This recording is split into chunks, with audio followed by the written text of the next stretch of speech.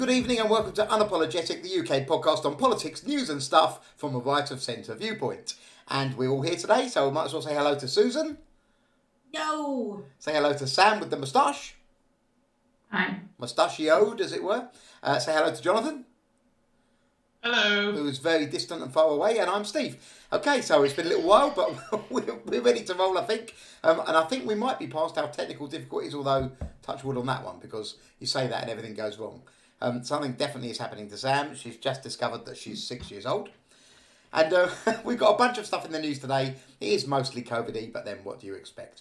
So first one is families will be granted 5 days of looser COVID-19 restrictions to enjoy Christmas with two other households after a four-nation agreement was struck. Scotland, Wales and Northern Ireland have backed the plan put forward by Boris Johnson at the weekend, despite fears that infections will rise. The exemptions will kick in on 23rd of September, lasting until the 27th of September, with travel restrictions also relaxed to allow families to meet up. So I just want to know really what you guys think about the government deigning to give us these gorgeous 5 days with our families. What do you think about it, Jonathan? I'm incredibly grateful. All I need now is a family. What are you talking about? You've got us? Well, yeah, I mean, most of my family are dead. I've got a brother. We're not dead. That's about it, really. Well, way to bring Jonathan. Way to bring it down from the start. You have a wife.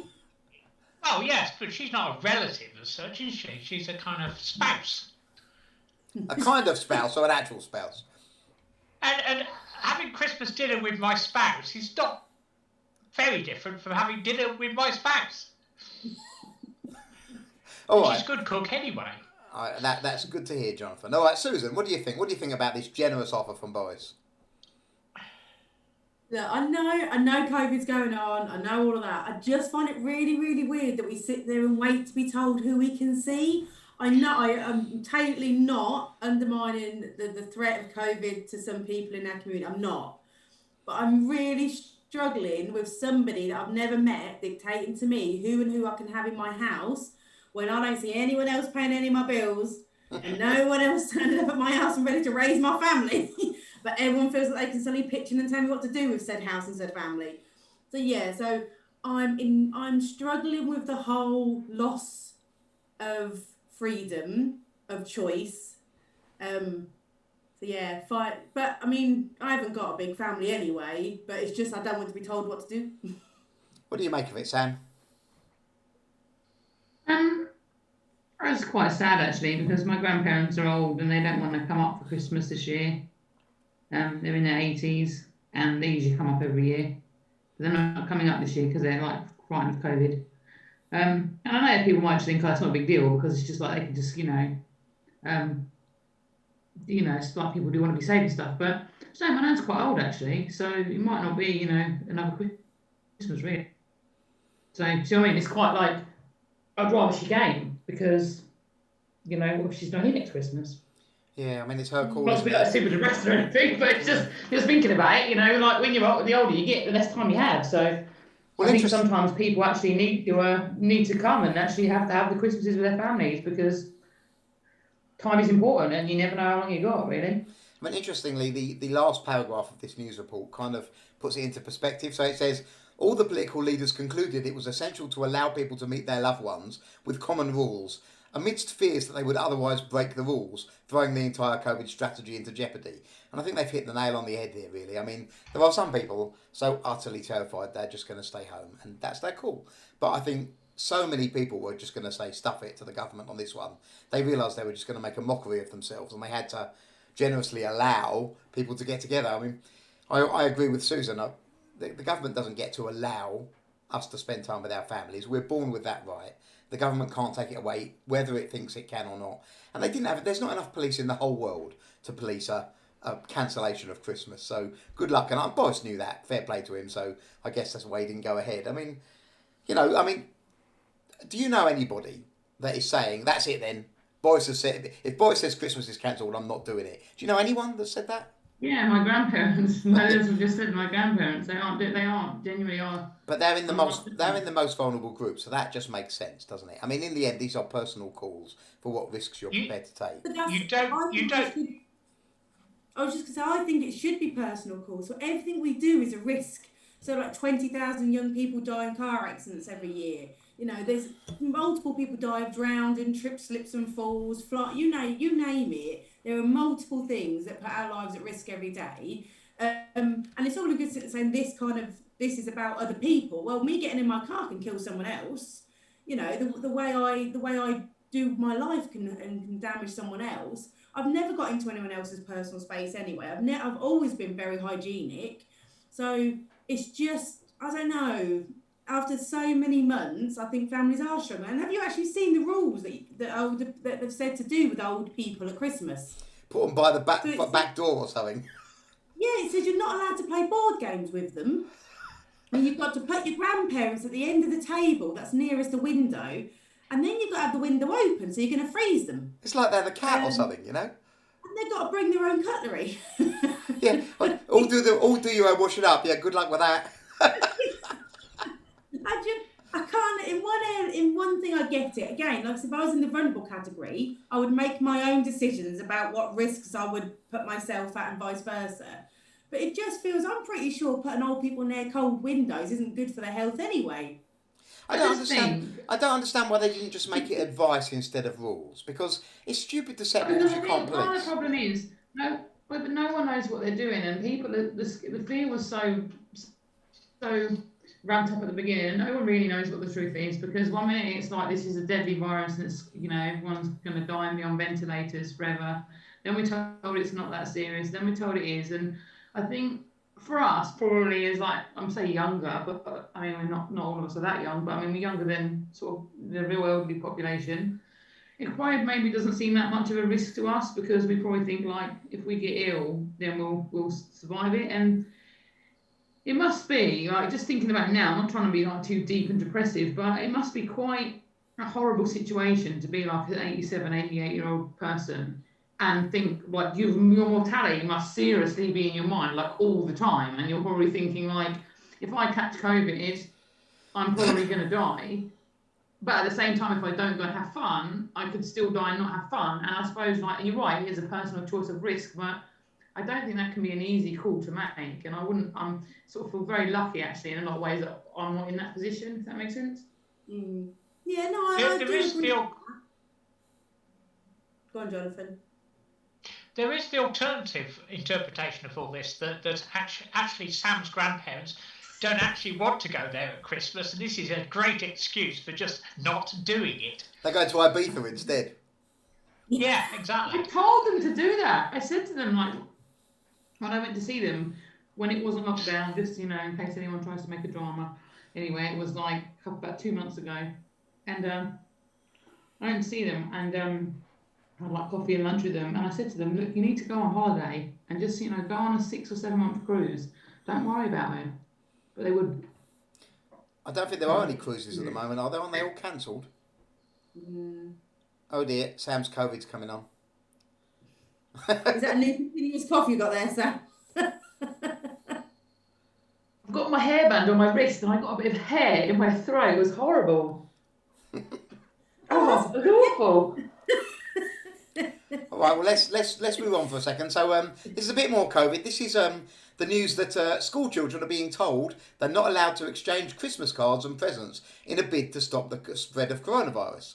So one Welsh council has brought in the ban, despite Public Health Wales declining to give any guidance on the rules. Head teachers have been asked to tell children to send e-cards or give money to charity instead. So no Christmas cards for you kids. I think probably, Sam, as well as the video, you want to turn off the sound. Because you sound like you're dying. Working privately. And will you stop turning your eyebrows on? I think I'm okay now. One of your eyebrows flew off the screen, so I know you got fake eyebrows on. So what do you think, Jonathan? Banned from Christmas cards. What do you think about that one? Oh, well, I've never been a big fan of Christmas cards to start with, so they all strike me as being completely pointless. I mean, most of them, 95%. I mean, who's ever had a Christmas card and looked at it and thought, wow, what a great Christmas card. Not many, and there's the 2 or 3 you might just stick in a drawer afterwards, and the rest you chuck on the fire, and okay, it keeps you warm for a bit, but it doesn't really sort of, serve any useful purpose. I'm surprised Extinction Rebellion hasn't sort of latched onto this one as being a complete waste of, resources, and sort of ban Christmas cards. Yeah, I'm all in favour of that. I'm glad to know you chucked my Christmas card I sent to you on the fire, Jonathan. That's nice to know. I'll bother again. I like these people that say, "Oh, I'm not doing Christmas cards. I've just donated to charity." I always think, have they really done that, or are they just saying? Because how would you ever know? They're like, "Oh yeah, I've just donated the money to charity." Which charity? How much? When? What was the date? Can I have a receipt? Extra pizza charity. I had a mate of mine. Years ago, I had a mate of mine, and he's a lifelong friend, and a good close friend. And I happened to mention, I said, "You didn't send me a Christmas card last year." He said, "No, I haven't for about 5 years." I said, "Well, why is that?" He said, "Well, you haven't sent me one for 7 years." He said, I keep a list." And he had this sort of ledger. It was this ledger, and he showed that, for 2 years running, I hadn't sent him Christmas cards, so I'd got off his Christmas card list. So the following year, I sent him a Christmas card. Now, bear in mind, he lives in the middle of nowhere, sort of 15 miles from a post office, and I sent it in recorded delivery, so that he had to go and collect it. Yeah, little story for you. Well, I'm trying to be a pedant, but he'd have only had to collect it if he wasn't home when the postman knocked. Yeah, but he wasn't home during the day, so it meant he had to get his car, drive 15 miles, go and pick this thing up, come back, having wasted, an hour of his time. Holes in Jonathan's story, Sam. Leave him alone. He's quite happy that he's ruined his mate's. Point out about them posting recorded deliveries through the letterbox if they fit either.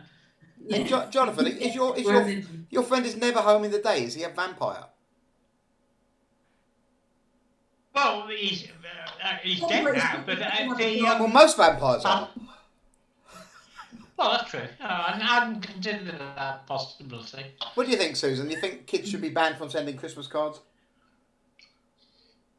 I don't know, right? So I'm not a fan of Christmas cards, and we were actually going to do what Sam said this time. So we were going to do, we can't be bothered to send Christmas cards. We'll just say we'll donate to a charity. And then my husband went, "But are we going to bother?" I went, "Oh no, we got. We'll donate to like the local one and stuff." Yeah, be careful which local one. That when someone said, well, now that someone's going to want to see proof, aren't they? And I'm going to have to post it and do bits of virtual signaling on Facebook, I think. No, I'm just saying all local charities aren't made the same. Me, no. Either way, you all in getting a Christmas card. Let's just say that. And this year, for the first time, so normally our walls are covered in Christmas cards because we've got 2 kids. Well, the eldest one left like a year and a half ago, so those Christmas cards dried up. And then the youngest one just started secondary school. They don't do Christmas cards. It's not very cool. So we just literally, like a big Christmas card stand that we just put away this year. It was like, we're not going to get enough. we won't bother with it this year. But it'll always come down it always comes down to me that parents make the decisions for children. So I don't think you can ban anybody else's children from doing things. I think you could ask. I think you could sit and say, "Look, guys, really, you're not." I think you could sit and say you're not allowed to do it in school. But I think it has to come down to what parents want to do and children want to do. I don't think it's a massive deal to ask them not to do it, but you can't ban them. It don't make a lot of sense, though, does it? Given that we get post every day sent from different people, and kids are pretty low infection vectors in the first place, which is why they're still allowed to go to school and so forth. So it does seem a bit nonsensical, but I guess this is the year for killing the fun. All the rules are like that, though, aren't they? You can go and do various things with various strangers, but you can't see your own family in their own home. I mean, all the rules are not quite cutting it as far as, and that's why I think a lot of people are losing interest in it, if I'm honest. But apparently, as of tomorrow, you can now go and visit your elderly relatives in care homes, in the actual building, which we haven't been able to up till now. So that's a development. Yeah, but again, don't get me started on it, actually. All right, well, let's move on. Let's move on to the next story, which is a poor story of Debenhams. So Debenhams is set to close all high street stores for good after talks with JD Sports have collapsed, putting up to 12,000 jobs at risk. A pre-Christmas fire sale is now on, offering up to 70% off all its stock. JD Sports had been called into talks to take over the retail chain, but have now pulled out of negotiations this morning. In what could be the latest high street casualty from the pandemic, up to 128 stores across the country could now be at risk. And they're not the only ones, obviously, but they're one high-name brands that look like they're going because of COVID and other reasons, I guess. But what do you make of it, Sam? Well, I was just going to try and go onto the Debenhams website and get my Christmas shopping, but it keeps saying, oh no, something went wrong. So I don't know if it's maybe been taken down or... Oversubscribed. Everyone rushing to get the 70% discount. Yeah, I mean, they've got... Like Debenhams, they do some actually really good gifts. I mean, in a lot of ways, I'm not surprised because they had a lot of problems pre-COVID, didn't they? They were saying they were having a number of issues. So I'm not massively surprised that they went bust. But it's really sad, and I think we're going to see more of this, given what's happened with COVID. I think it's going to get worse and worse. I think any business that was close to closure is going to now definitely close. What do you think, Jonathan? I think Debenhams has suffered from, what's the phrase, crap management for years. I mean, they're already in trouble before, go back 3 or 4 years ago, and they were still opening new stores. I mean, the last store that they opened was in 2017. I mean, you're a business that's going under and you start opening new stores. And the other stores that you do own, you then sort of sell to a capital investment company and then lease back from them at an interest rate that's way above present day interest rates. I mean, these are all symptoms of just buffoonery, really. I mean, this was a ship with a deranged captain, and it sank. That's the end of the story, really. Well, our resident big-hearted Jonathan has spoken, but luckily we have the genuinely warm-hearted Susan to follow up on it. Susan, what do you make of it? I think I'm just gutted for all businesses at the moment, if I'm honest with you. I just think they've absolutely been slaughtered, and a thing like local card shops not being able to sell, but Tesco's and Asda's, I can't wait to see what their profit margins are, because it's going to blow everyone out of the water, isn't it? But they've been able to sell everything that the other shops haven't been able to. It just, I don't know. I just think it's completely and utterly unfair, if I'm honest with you. And like I said, Debenhams is the tip of the iceberg. There's been no end of places shutting and closing, and that's just the big ones. The actual little ones that don't ever get mentioned must be horrific for families, if I'm honest. You imagine everyone else is having a horrible time during COVID, but imagine if you're Amazon. I mean, it's like all your Christmases come at once, isn't it? You probably hope COVID goes on forever. They're closing all, they're getting rid of loads of staff. When I was in there the other day, there was a queue, about 30 people waiting to queue for customer services, and they've cut loads of their staff to make savings, even though their profits have gone up massively. Tesco's. Right.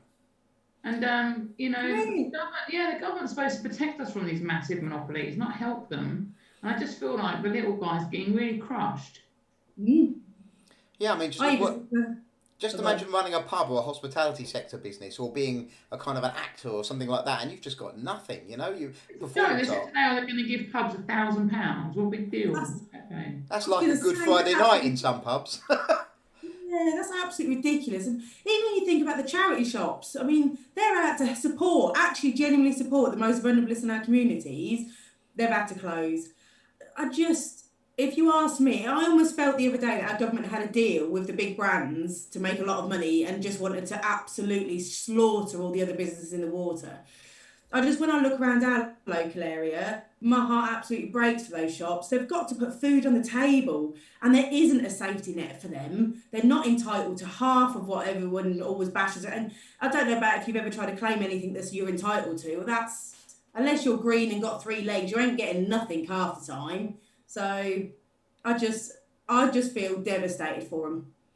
Yeah, and I worry that a lot of these staff that are on furlough will get to the end of the period and just find there's not a job to come back to, that furlough's the only thing keeping them going. And, I just think there's terrible news coming. And, COVID is a development that required, cautious action. Certainly it did. But I increasingly think that we've gone way off course here. I mean, Yeah, who knows? I think the problem started with asking health professionals about what to do in a health crisis. And of course, they'd stated what to them was obvious. Oh, chuck tons of money at it. Let's build some massive hospitals. Let's pay, for this, that, the other. I mean, if you went and asked any sort of interest group, if there was a transport crisis and you went and asked the transport companies what ought to happen, oh, we need to chuck money at this. Or if you had a defence crisis and you asked defence people, what should we do with this? Oh, let's chuck money at it, and that's how it's been. And we're now in a situation where these massive hospitals that are being built aren't being used at all, and they now say that it's 85% usage of the NHS. Or put another way, 15% of nurses are standing around doing nothing, or the equivalent thereof. And this is less than in some years when there's flu, when there's 95% usage. So 15% means that over an eighth of the NHS is doing nothing. Yeah, I read a report today, Jonathan, that said only 3 of the NHS trusts are currently above last year's total. All the rest have lower than normal occupancy for this time of year. People just don't realise, I think, how many people get sick in the winter with various winter-borne diseases, and the fact that the weather has an effect as well. And I'm not saying that it was easy for the government. The government had terrible choices to make, and as we've seen, everyone will blame them for every death, whatever happens. So they can't escape that. But nonetheless, I do think they're ignoring the knock-on consequences of an extended lockdown, because they're not just economic; it kills people too. I think there's that blasé thing of going, you can retrain, or we'll give you £1,000. Wow, it just doesn't seem. It's not. It's like people that are not living in the real world are making decisions about people that are trying to live and survive in the real world. People that are genuinely trying to pay their mortgage or their kids' school. All these people that genuinely haven't got thousands of pounds sat in the bank and waiting. And when you think about people like Debenhams and their staff, they often only get like 3 or 4 weeks' notice. Now, we're all only, I think they say 3 paychecks away from being homeless. Well, if you're not even given, if you've been on shorter wages anyway, and then been given your P60, and there's no jobs around, I mean, that's a massive, massive thing for families to do on top of Christmas. And I don't mean the festive season in money being spent, as in the festive season, actually a hell of a lot more people suffer with depression around this time of year, because it is such a hard time of year. I just think they need to start realising that real people are really struggling. Yeah, well, on that note, let's lighten it up a little bit, because my last topic of conversation is, does a Scotch egg count as a substantial meal?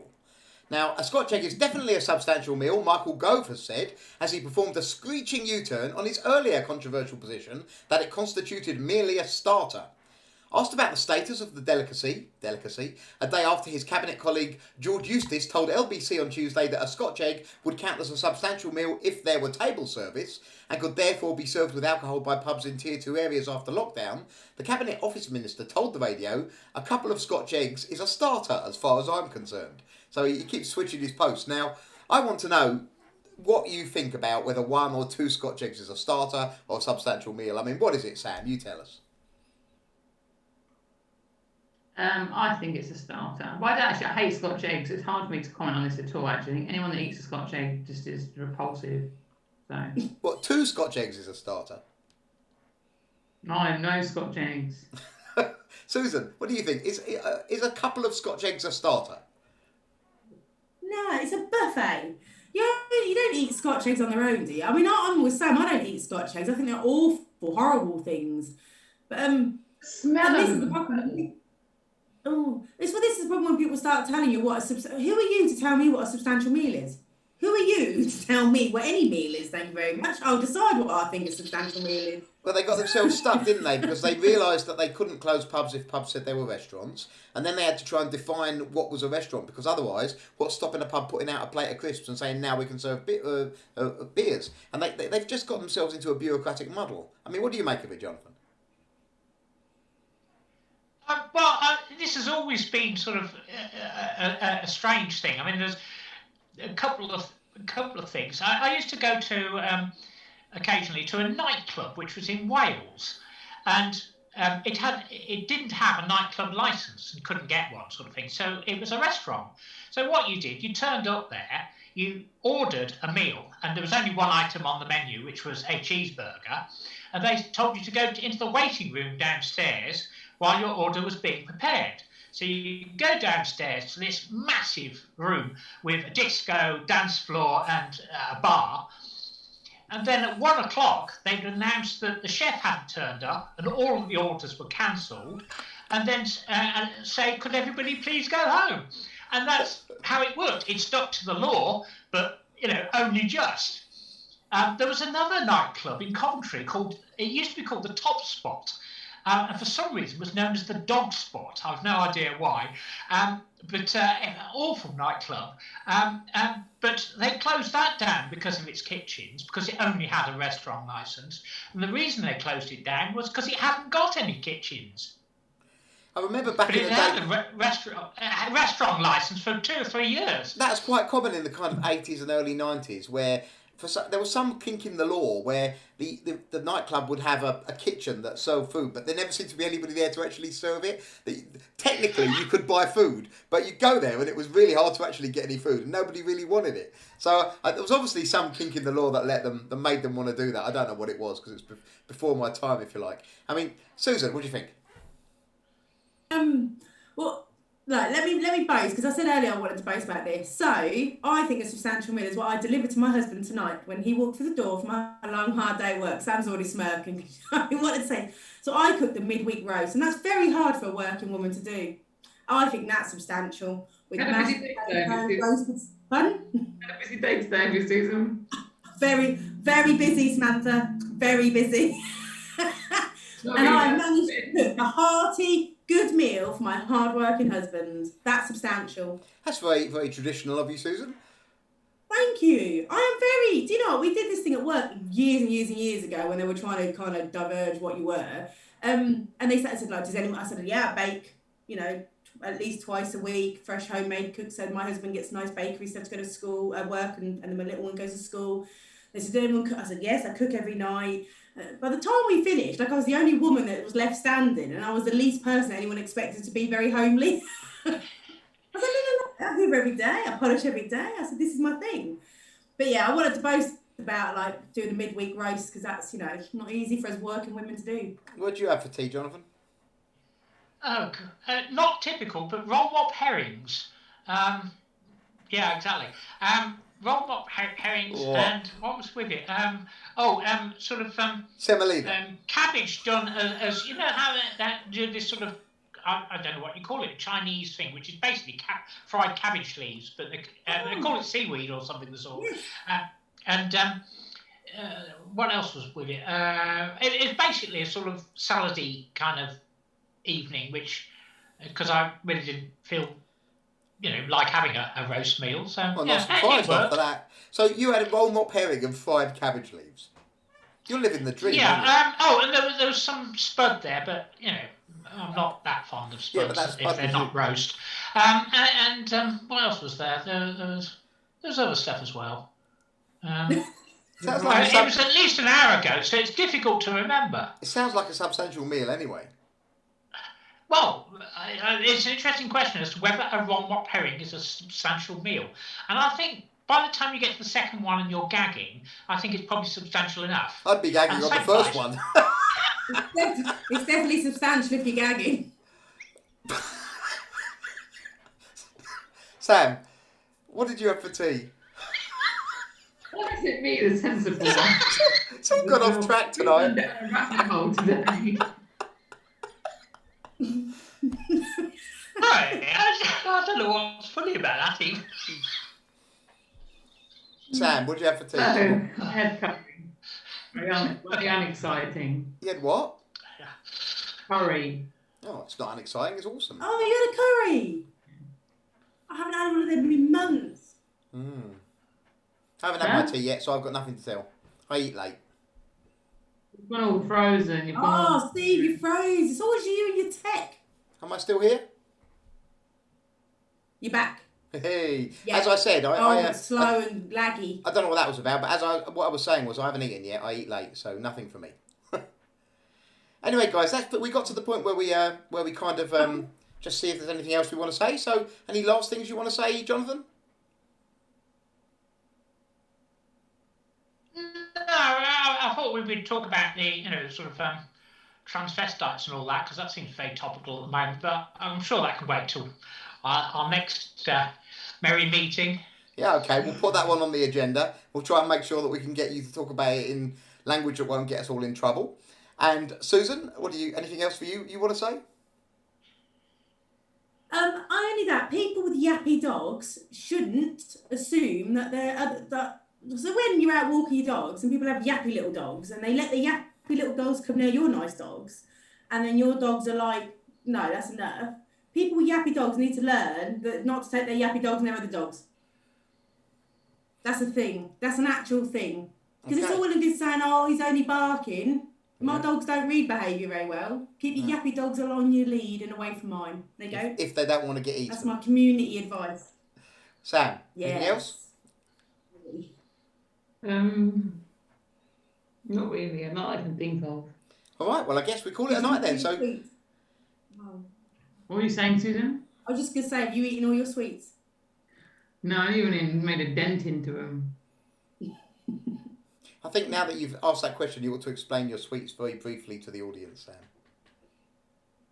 I bought a kilo of sweets today. That's a lot of sweets. That's literally the whole story. There's not really much more to tell. All right, guys. Photos to show them all, didn't it? That's it for tonight. Basically, I like having nice...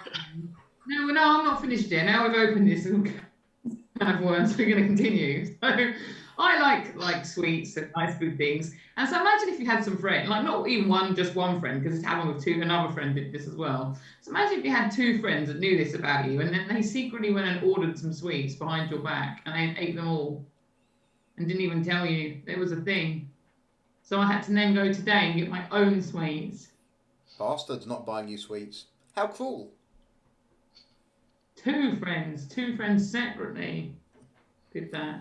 Never mind. So what you're telling me is... And those are the ones you know about. A third today went and got some sweets as well without telling me and without including me. So I'm guessing that when you went today and got the sweets, you bought these three friends some sweets to show them how to behave.